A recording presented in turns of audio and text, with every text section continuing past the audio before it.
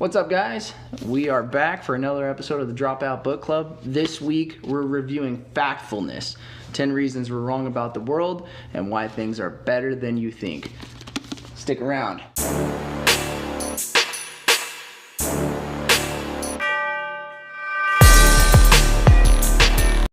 Guys, subscribe to our channel, hit the little bell so you get notified when our videos are coming out. There's a new one every 2 weeks, and we're going to have intermittent little reviews in between each book. So, Jennifer, this week was Factfulness, or this last 2 weeks was Factfulness. Factfulness is a practical and scientific expose, if you will, and it's a book about shifting your paradigm to a more objective and optimistic outlook. Not necessarily optimistic, but just kind of more of a realistic view of the world. And how I would define, so he talks about factfulness a lot, and how I would define factfulness is an constructive set of practices to avoid irrational fears and ignorant actions that stem from those irrational fears. How would you define factfulness if you had to? I would just define it kind of what we've already said. It's just a realistic view of what's really going on in the world today. Yeah. So we're going to dive into this a little bit, a few things that we took away. I'm going to start with an early quote. Page 15, he says, our cravings for sugar and fat make obesity one of the largest health problems in the world today. We have to teach our children and ourselves to stay away from sweets and chips. In the same way, our quick-thinking brains and cravings for drama, our dramatic instincts, are causing misconceptions and an overdramatic worldview. Then he says, uncontrolled, our appetite for the dramatic goes too far, prevents us from seeing the world as it is, and leads us terribly astray. And I think everybody's kind of guilty of that to some extent, especially in today's culture. And I think the problem really stems from we have an evolutionary, we have a lizard brain, if you will. So we have an evolutionary set of instincts from our hunter-gatherer days where we were in more of a natural setting, and there was a lot of natural dangers for us to be aware of and have to kind of navigate. And the problem is that we, in a modern society, we've modernized ourselves, but our brains are still programmed for those old hunter-gatherer problems and dangers. So we're programmed to be extra cautious, but with the dramatic decrease in real-world dangers comes the dramatic increase in misconceived dangers. And our ancient brains create these dangers and create these dramas when in reality there are none. Yeah, exactly. So here on chapter 71, or not chapters. Page 71. He talks about the negativity instinct. So in this whole book, he talks about 11, actually it's closer to 10, now it's closer to 11 different instincts. And we're going to only cover a couple of them. Read the book, fantastic book for getting a more conservative, not necessarily conservative, but just a balanced view of the world. So this is what he talks about when he's talking about a balanced view of the world, and he talks about the negativity instinct. Here's an example of what he says. He says, think of the world as a premature baby in an incubator. The baby's health status is extremely bad, and her breathing, heart rate, and other important signs are tracked constantly, so that changes for better or worse can quickly be seen. After a week, she's getting a lot better. On all the main measures, she's improving, but she still has to stay in the incubator because her health is still critical. Does it make sense to say that the infant situation is improving? Yes. Yes, absolutely does. It makes sense to say it. Does it make sense to say it is bad? Yeah. Yes, absolutely does. Does saying things are improving imply that everything is fine and we should all relax and not worry? Not necessarily. Not at all. Is it helpful to have to choose between bad and improving? Definitely not. It's both. It's both bad and better. Better and bad at the same time. That is how we must think about the current state of the world. So, most, if not all things, can be both bad and getting better. The world is not a binary set of either good, bad, black, white. It can be two things at once, and two things at once can be true. So, what are some of the things that you've thought of in the past that have had like a binary outlook where you more, after diving in a little deeper, you've seen it as, two things can be true at once, or it's not exactly as how you perceived it. Right. Well, one thing that I've taken out of the book that I always thought was worse than what it really is overpopulation. And he describes it perfectly in the book to where it makes absolute sense. And then another one that's with our politics today, that's something that when you're watching either the media or you're watching political podcasts on YouTube, it just seems overwhelmingly bad and crazy. And then whenever you take a step back and you realize that there's actually normal people, and majority of people are normal, and the crazies are like speak the loudest and get the most attention, so it seems like it's overbearing. Yeah. So that's kind of like what he doesn't talk about that in the book, but after reading the book, it kind of made me like step back and be like, okay, things aren't really as bad as they seem. Yeah, and he talks about that a lot. He talks about, especially in the negativity instinct, he talks about how, good news isn't news. Yeah. And negative news, even though the exposure of all the things in the world is a sign of progress, that we have the technology and the ability to have access to all this information at once, it can be overbearing because you're just getting hit with tons of negative information left and right, and it makes you have a misconceived notion of what the world actually is. And this gentleman here, we forgot to mention his name. His name is Hans Rosling, and he has a TED Talk about overpopulation specifically, and we'll leave a link in the description below, so make sure to check that out. And but we're going to cover that a little bit in this book, but we're going to cover a couple other things. So he talks about, one part that stuck out to me a lot is when he talks about the fear instinct. Now this was very, very important to me. So he talks about terrorist attacks in comparison to drunk drivers or deaths caused by homicide from somebody who is intoxicated. And here is a quote from the book. He says, a very conservative estimate would give a U.S. figure of roughly 7,500 deaths a year to car accidents and homicides committed to people who are intoxicated. In the United States, the risk that your loved one will be killed by a drunk driver or a drunk person is nearly 50 times higher than the risk he or she will be killed by terrorists. But dramatic terrorist incidents in countries on level 4, and I'm going to step aside real quick. He talks about the 4 levels of poverty. We're not going to cover that right now, although it's key to this book, and it gives you a real balanced look of what poverty really is, because poverty doesn't exist in the United States. No. Not in the sense, and I know, and feel free to leave a comment on what you think about that, but read the book and see what he says. Yeah. And it gives you a way more balanced look of what poverty really is. So, back to the book. But dramatic terrorist incidents in countries on level 4 receive widespread media coverage that is denied to most victims of alcohol.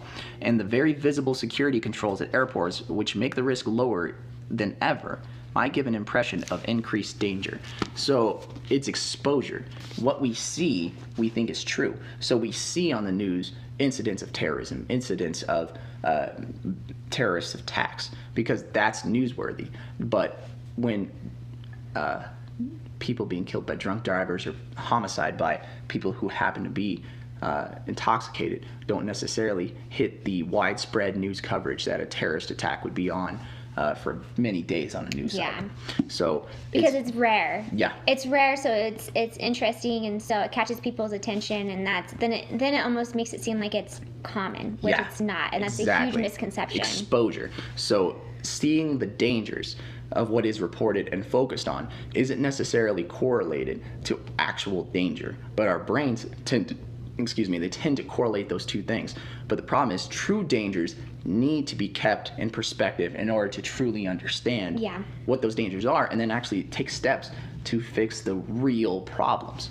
And he talks about that a lot in the book. Do you find yourself ever being frightened by, irrationally by terrorism in general? Yeah. You know, not necessarily by terrorism itself, but I find myself more being afraid of just people, like mass shootings.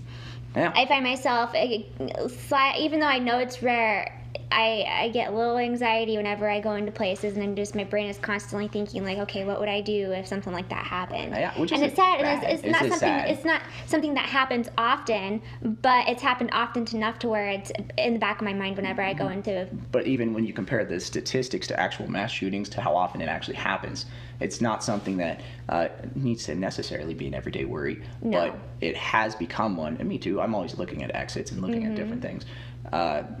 But it's not one, which I don't think is a bad thing. It's always good to be aware of your surroundings.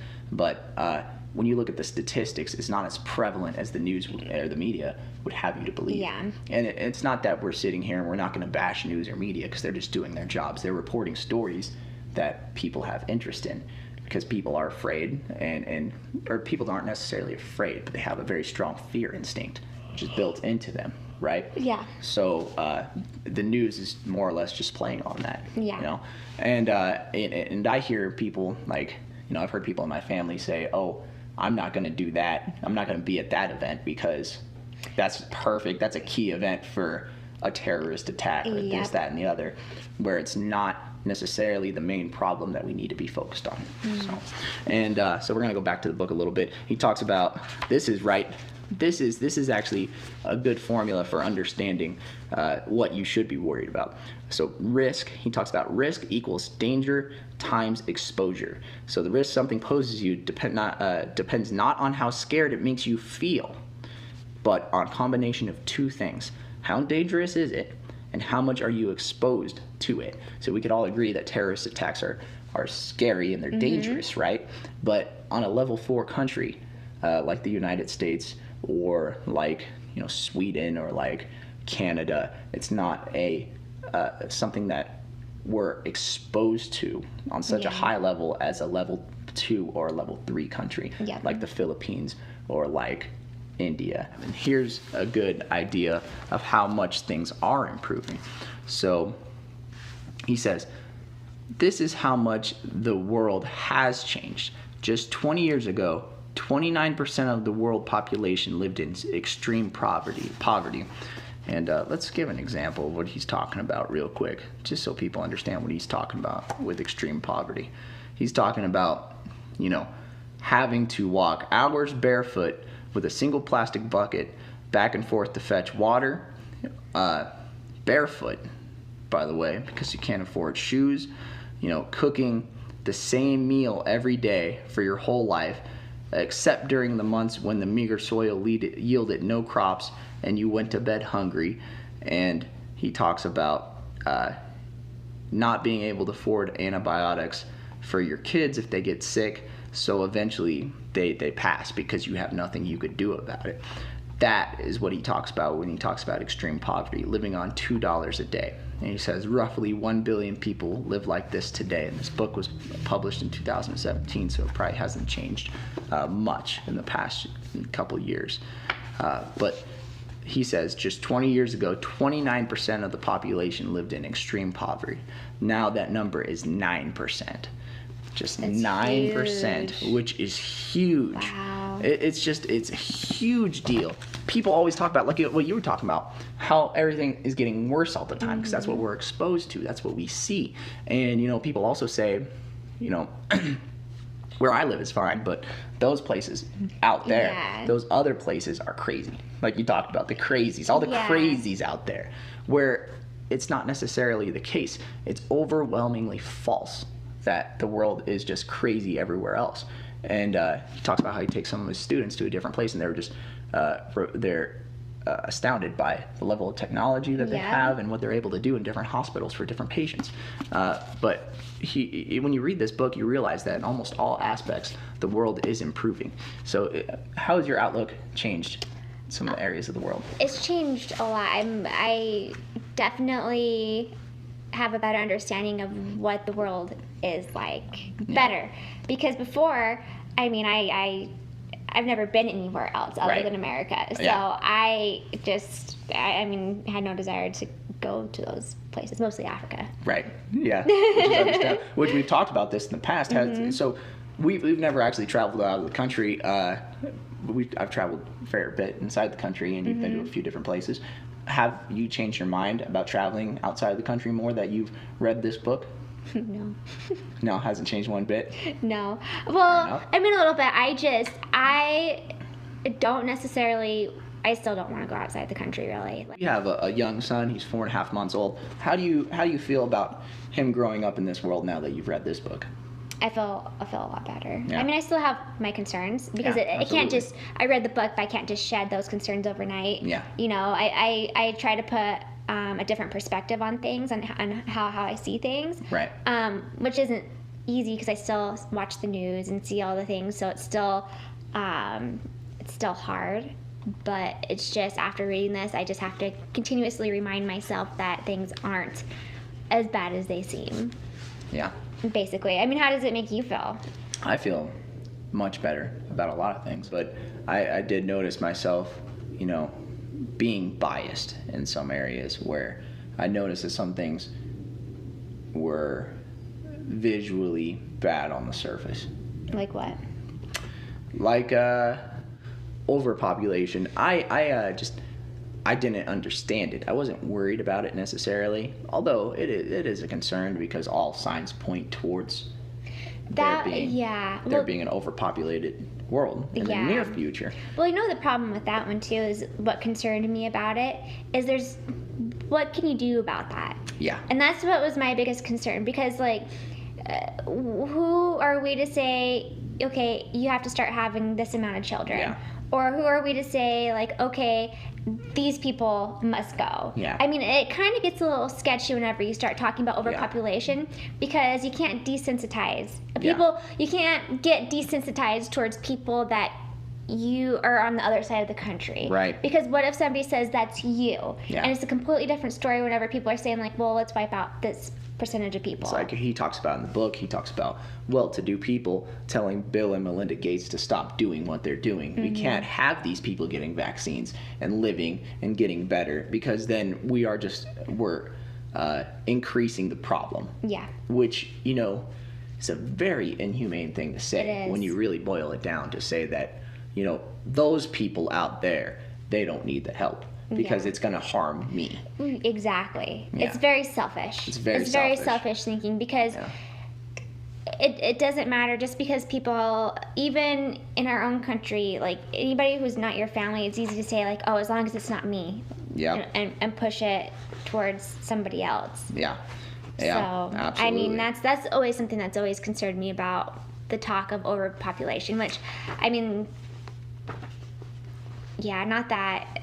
it's a sketchy topic is all. It is a sketchy topic, but when you have a better understanding of it, it's not such a sketchy topic. No. That I definitely recommend reading that portion of the book, because he explains it. Yeah, I'm going to read perfectly. A small portion of that part when he was talking about that. He talks about being in balance with nature. So he says, when a population is not growing over a long period of time and the population curve is flat, this must mean that each generation of new parents is the same size as the previous one. For thousands of years up to 1800, the population curve was almost flat. Have you heard people say that humans used to live in balance with nature? Well, yes, there was a balance. But let's avoid the rose-tinted glasses. Until 1800, women gave birth to up to 6 children on average. So the population should have increased with each generation. Instead, it stayed more or less stable.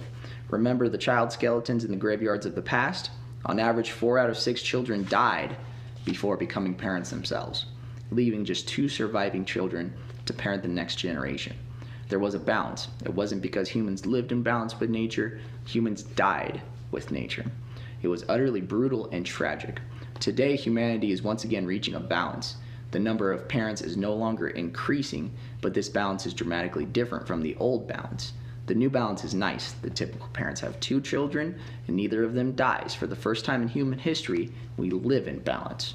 And he says the population grew from 1.5 billion in 1900 to 6 billion in 2000, because humanity went through a transition from one balance to another during the 20th century, a unique period of human history, when 2 parents on average produced more than 2 children who survived to become parents in the next generation.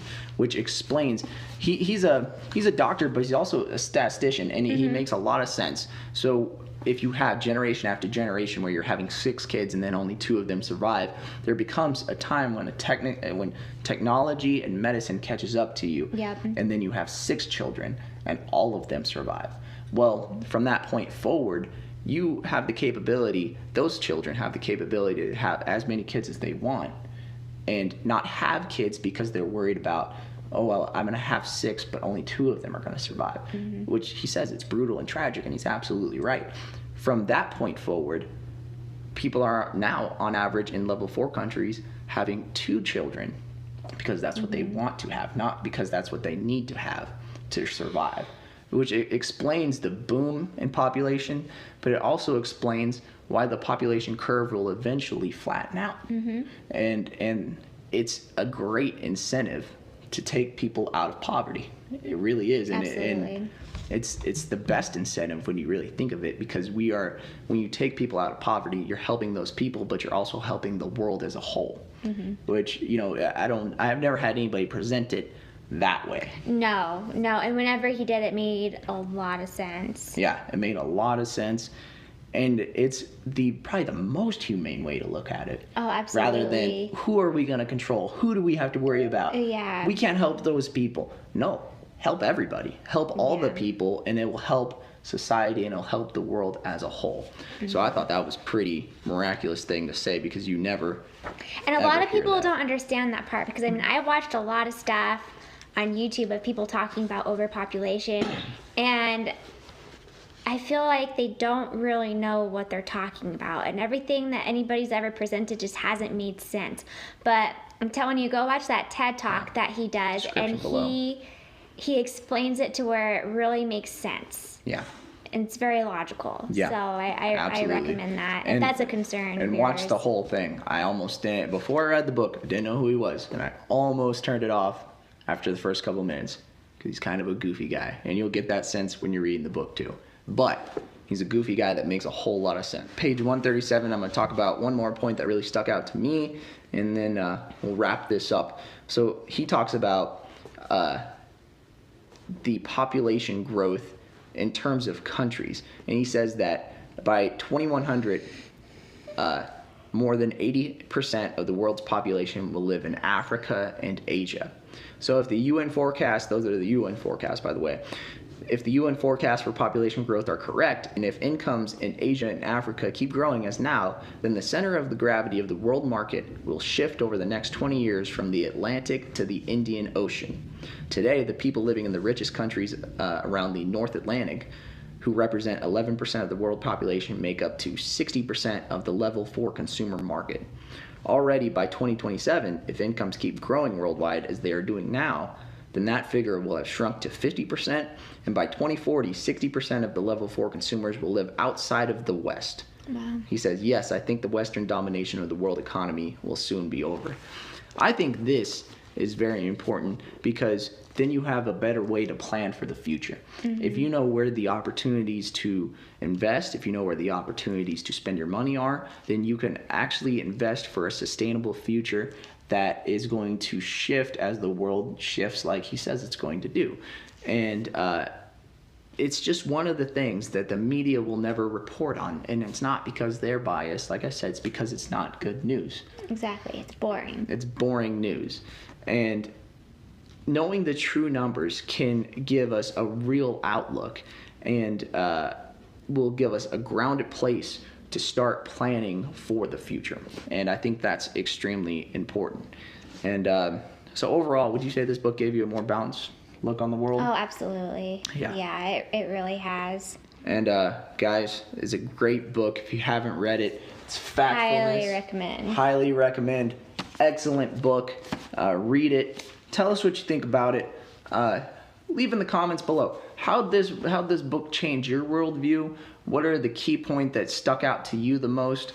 And like we said in the past, tell us which book you want us to read next. We are very open to suggestions, and we're looking to help educate the world, be more grounded as possible. When we say the world, I mean it's there's nothing bad with having a major goal like we covered in the past podcasts. We'd love to educate everybody into having a better grounded outlook, because it will help everybody in the world move forward and make better decisions for not only ourselves, but our future generations, which are even more important than ourselves. Absolutely. So that was the book this week. Tell us what you thought. Tell us what you thought about this podcast. This next book that we are reading, I think it's pretty relevant, especially with what's coming up. Yep. It's a guy that you either extremely hate or you think he's a god, depending on which part of the country you're from, probably. And it's Belichick by Ian O'Connor. And we started reading it a little bit, and I already like it because it's not Belichick writing it. It's a totally independent source, and I think it's going to be a great read. Didn't want the guy writing it. Yeah. So Whether- anyways, we'll talk more about it in a couple weeks. No matter what you think about him, he is an extremely successful football coach, and I think some of the lessons that we could learn from this can help anybody in their lives. So this is the next book. We'll be on time next week. Monday will be when we're coming back to cover Belichick. So get the book, read it, come back with us on Monday, and we'll go through it together. Until then, thank you, and let us know what you thought. Subscribe, hit the bell, and be awesome. Yeah. Thanks, guys. Thanks for listening. Thank you. Start again. Cut. Take 3.